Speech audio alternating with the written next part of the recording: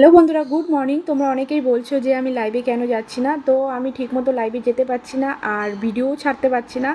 তো তোমরা যারা আমার রেগুলার ব্লগ দেখো তারা হয়তো জানো যে তোমাদের দাদা ভাইয়ের শরীরটা খুব একটা ঠিক না। ওর হচ্ছে গ্যাসের প্রবলেম হচ্ছে, বুকে ব্যথা হচ্ছে কোনো রিচ খাবার দাবার খেলেই।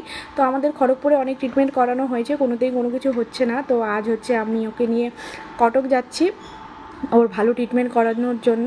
তো তোমরা একটু প্রে করো যেন সব কিছু ঠিক হয়ে যায় খুব তাড়াতাড়ি, আর আমিও তোমাদের সঙ্গে খুব তাড়াতাড়ি লাইভে গিয়ে কথা বলতে পারি, গল্প করতে পারি আর অনেক ভিডিও ছাড়তে পারি।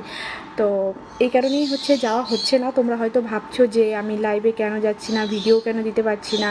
তো সেই কারণেই আমি এই শর্ট ভিডিওটা একটু করে বলে দিলাম তোমাদেরকে। আর অনেকে আমাকে বলেছো যে লাইভে কেন আসছো না, অনেকে বলেছো।